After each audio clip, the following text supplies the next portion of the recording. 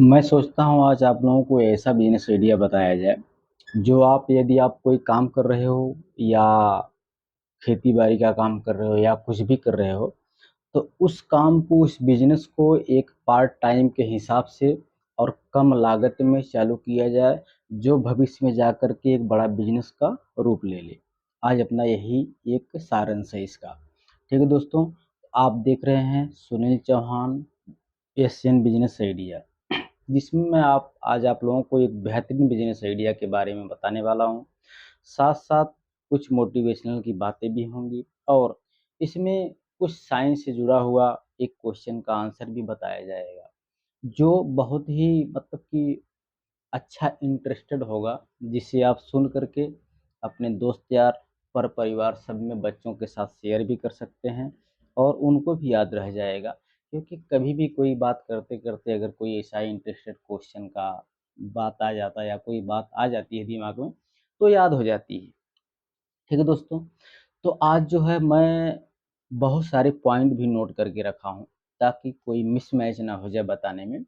एक सर्वे के तहत इस बिज़नेस आइडिया के आपके सामने मैं बताने जा रहा हूँ, ध्यान से सुनिएगा और वीडियो को स्किप करने से मतलब है कि बाद में देख लीजिए, अगर आपके पास टाइम हो तब देखिए। अगर यदि आपको बिज़नेस करना है, तो आप बहुत बेहतरीन बिज़नेस आइडिया देखने वाले हैं। ठीक है मित्रों, तो इसमें जो है आपको कुछ नहीं करना है, एकदम जुड़े हुए हो आप इसको, आपके सामने वाला बिज़नेस है, आप इसको देखे हो, उसका उपयोग किए हो। आज मैं जो बिज़नेस आइडिया बताने वाला हूँ, ये जो है खोए का बिज़नेस। खोए मतलब खोआ, जो हमारी भैंस या गाय के दूध से बनाया जाता है। इसमें हम लोग घर पे भी बनाते हैं, ठीक है? तो आज जो हम लोग बताने वाले हैं, इसको एक बिज़नेस के रूप में इसके बारे में हम लोग चर्चा करेंगे। कैसे इसको एक बिज़नेस का रूप बड़े स्तर पे दे सकते हैं, ठीक है? तो आज के ज़माने में अगर अपने आप घर पे हो, अपने गाँव पे हो, तो इससे बेटर बिज़नेस कुछ हो ही नहीं सकता।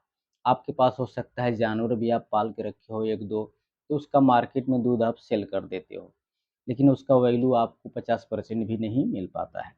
तो हमको बस आज इसी के ऊपर बात करना है कि अगर आप इसके हिसाब से आप भैंस भी पाल सकते हो, गाय भी पाल सकते हो और इसका फुली बिज़नेस आप कर सकते हो। बस आपको सिर्फ़ ऑटोमैटिक मशीन के रूप में काम करना है।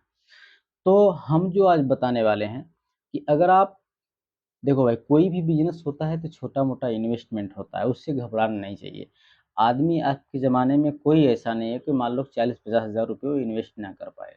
तो हम बिज़नेस के लिए कर रहे हैं, ना कि हम अ, किसी गाड़ी के लिए, किसी या ऐसे फंक्शनल चीज़ के लिए हम 50 हज़ार इन्वेस्ट करेंगे। तो आप उस चीज़ में इन्वेस्ट करोगे जिसमें आपको पैसा आने वाला है। तो हमको जो है 50 हज़ार रुपए खर्चा किसके लिए करना है? मात्र एक मशीन के लिए करना है भाई, जो ऑटोमेटिक मशीन होगी, जो एलपीजी या इलेक्ट्रिक से चलेगी, ठीक है? तो उसमें हमको इसको इन्वेस्ट करना है। तो आप जो है 50 हज़ार इन्वेस्ट करके अगर पार्ट टाइम में भी 5,000 रुपए डेली का कमा रहे हो, तो कोई दिक्कत नहीं है। 5,000 मैं डेली की बात कर रहा हूँ स्टार्टअप से, ठीक है? लेकिन इसमें क्या-क्या करना होगा, कैसे करना होगा, वो सुनिए बहुत ध्यान से। ध्यान से सुनने का मतलब है कि आपकी मशीन लगभग 30,000 में भी आती है मशीन और 80,000 में भी आती है। लेकिन आपको 50 से 60,000 के जो बीच में मशीन आती है, 50,000 वाली मशीन जो है उसको परचेज़ करना है। इंडिया मार्ट पे आप जाएँगे, खोआ बनाने वाली ऑटोमैटिक मशीन, बहुत सारी मशीन खुल कर के आपके सामने आ जाएँगी। आपको उसमें से वही मशीन चॉइस करना है जो कम से कम 120 लीटर के आस-पास उसका जो है काम करने का, कार्य करने का क्षमता हो। 120 लीटर का कार्य करने का क्षमता इसलिए बता रहा हूँ कि आप कम से कम 100 लीटर दूध जो है आप जलाएँगे, तो दूध जो मार्केट में मिलता है उसको भी उसकी रीडिंग होती है, जो रीडिंग माप करके सभी लोग उससे खरीदते हैं। तो मैं 65 फैट वाले दूध की बात कर रहा हूँ। अगर आप इसको लेंगे तो बताता हूँ आपको, ये लगभग आपको ₹50 के आस-पास मार्केट में मिल जाएगा, ठीक है? ₹50 के आस-पास मार्केट में 65 वाले फैट का रेट है। तो आपको 100 केजी अगर दूध आप लेते हो, तो कितने का पड़ेगा? कम से कम ₹5,000 उसका पड़ेगा, ठीक है? 5,000 का आपने दूध लिया। ये आप ध्यान से बात सुनिए, गणित में बता रहा हूँ इसका। ₹5,000 का आपने दूध लिया, 5 ही हज़ार होगा ना? गुणा कर लो आप 5,000, तो 100 केजी का कितना हुआ? 5,000 आपका लागत हुआ। ध्यान से सुनिए, एलपीजी या कुछ अगर आप बड़े लेवल पे थोड़ा करोगे, तो एक आध आदमी की भी ज़रूरत पड़ेगी। तो 8-10 रुपए खर्चा एक्स्ट्रा आप जोड़ लो उसमें, ठीक है? तो 50 रुपए का 5,000 और एलपीजी का, इलेक्ट्रिक का 10 रुपए पर केजी पे आप जोड़ लोगे, तो आपका 60 रुपया हो गया 1 केजी का। 1 केजी का आपका खर्चा कितना हुआ? 60 रुपया हुआ। चलिए आगे बढ़ते हैं। अब 65 फैट वाले दूध का जो है 1 केजी का कितना अगर जलाओगे तो आप उसको लगभग 263 ग्राम के आसपास खोआ उसमें आएगा। तो 263 मतलब कि आप 260 ही पकड़ लो, 260 आप पकड़ के चलो। आप जो है मान लो 100 केजी जलाते हो, तो 26 केजी के आसपास इसमें खोआ निकलेगा, ठीक है? 26 केजी के आसपास खोआ निकलेगा। अब मार्केट में आप कहोगे कि हम जो है 5 कितना 5,000 का हमने दूध जलाया और खोआ कितना आया? 26 केजी, ठीक? 26 केजी आया। तो मार्केट में 2 प्रकार के खोए बिकते हैं, एक सस्ता भी होता है, एक महँगा भी होता है।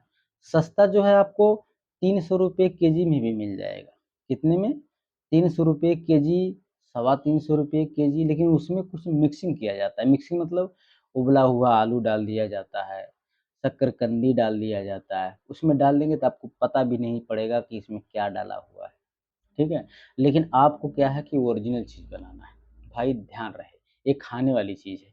इस पे आप थोड़ा-सा ध्यान देंगे, एक बार आपका नाम हो जाएगा, आपका ब्रांड हो जाएगा, तो आपको कोई रोक नहीं सकता। First impression is last impression. अपने ब्रांड को बनाने के लिए अपने हमारे देशवासियों सबके सामने अपना इंप्रेशन जमाना ही पड़ेगा। आपको अपनी सच्चाई के साथ चलना है। सस्ता थोड़ा-सा लेट स्टार्ट होता है, लेकिन जब चलता है तो उसको कोई रोक नहीं सकता है। ठीक है?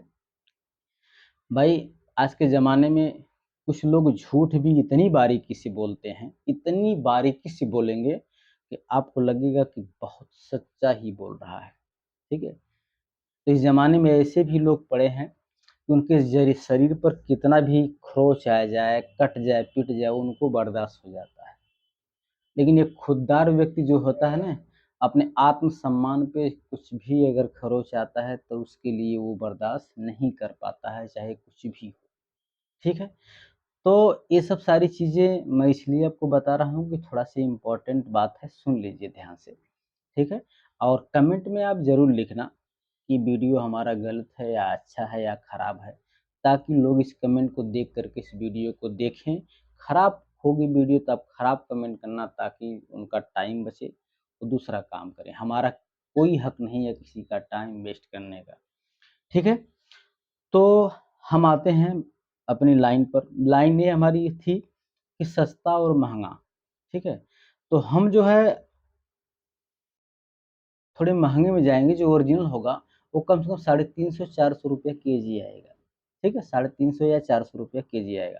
अगर मैं 350 रुपए भी पकड़ता हूँ, तो कम से कम 9,000 के आस-पास, 9,100 ऐसा गुणा करोगे तो आएगा 26 केजी का। तो मान लो कि 9,000 का खोआ आपका कितना हुआ?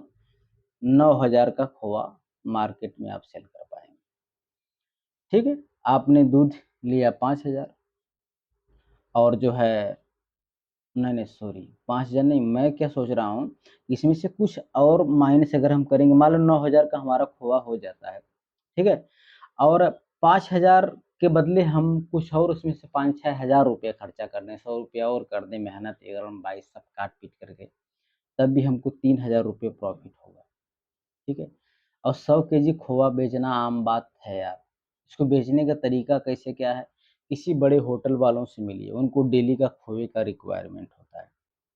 किसी अच्छे दुकान वाले से मिलिए, ठीक है? वो मेहनत करेगा, जलाएगा, उससे अच्छा आप उसको जला के देंगे टाइम से, थोड़ा 10 रुपए सस्ता देंगे तो वो ले लेगा कि हमारा टाइम बचेगा, ऐसा है, वैसा है, ठीक है? तो खोए का डिमांड एक ऐसा चीज़ है कि कोई इसको पूर्ण नहीं कर पाएगा इस मार्केट में। इसलिए आप इसको उनसे मिलिए और उनके हिसाब से जो है उनको प्रोवाइड करिए। कम से कम स्टार्टिंग में आपका 100 केजी दूध का खोआ आपको बेचना है। अब इस बिज़नेस को आप 100 केजी से 200, 200 से 400, 400 से 800, वो आप कितना कैपेबल हो, कितना आप मेहनत करने वाले हो, उसके हिसाब से आपके ऊपर डिपेंड करता है। ठीक है? तो ये वीडियो लगभग मैं समाप्त कर दिया हूँ, ख़त्म कर दिया हूँ। इसमें अगर आपको कोई डाउट हो तो आप मेल करिए या कमेंट करिए, आपके साथ मैं हूँ। आपके साथ मिल कर के हम और रिसर्च करेंगे और अच्छी जानकारी बटोरेंगे इसके बारे में कि कैसे और मार्केट में बढ़ना है। बहुत सारी वीडियो मेरा पड़ा हुआ, आप कोई भी देखिए जो आपको इंटरेस्टेड लगे, आप उसको देखिए और बिज़नेस करिए, आगे बढ़िए। अब हमारी बात आती है कि एक इंटरेस्टेड क्वेश्चन का आंसर बहुत बेहतरीन लेके आया हूँ। कुछ लोग जानते भी होंगे, जो लोग नहीं जानते हैं उनके लिए है, जो लोग जानते हैं अच्छी बात है। कोई भी पिंड मान लो यही चीज़ पकड़ते हैं। एक जगह से दूसरी जगह अगर ये खिसकती है, एक जगह से दूसरी जगह ये खिसक करके ऐसे अगर जाती, हमने इसे धक्का मार दिया, तो कहीं न कहीं जा कर के वो रुक जाएगी। रुक जाएगी तो वो अपने से रुकी नहीं, मतलब उसको रोका ही गया ना। कैसे रुक गई, क्यों रुक गई? वो तो दिमाग में आएगा ना, रुकी क्यों? चलना ही चाहिए था उसको। अरे तो रुकी क्यों? उसको रुकना ही नहीं चाहिए था। दिमाग में नहीं है अपने अपने को ये चीज़ जा रही है तो रुक क्यों गई? आप कहोगे तो रुकेगी ही नहीं, तो अरे तो क्यों रुकेगी? उसको आगे जाना ही चाहिए, हमने तो उसको धक्का मार दिया। तो उसमें एक बल कार्य करता है जो उसको रोकता है, ठीक है? उस बल का नाम है घर्षण बल। ठीक है दोस्तों, याद रखिए, सबको बताइए। जय हिंद, जय भारत।